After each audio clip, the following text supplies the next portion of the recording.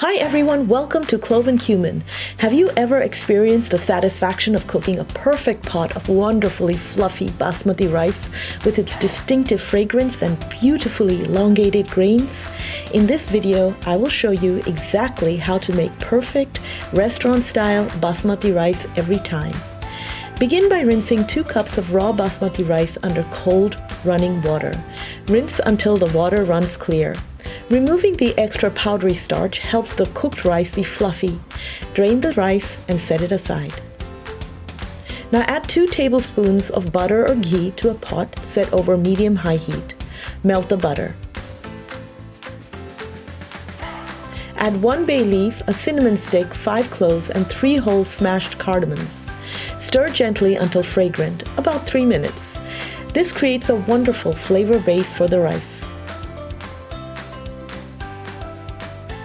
Add the rinsed rice into the pot and fry. Make sure each grain is evenly coated with the fragrant, spice-infused butter. This step gives the rice a nutty flavor and helps it cook to distinct individual grains. Now carefully add 4 cups of boiling water to the pot. Add 1 teaspoon of salt. Increase the heat to high, bringing the water to a vigorous boil. Now cover, reducing the heat to its lower setting, and cook the rice for 15 minutes. After the first 15 minutes, turn the heat off and let the rice steam another 15 minutes.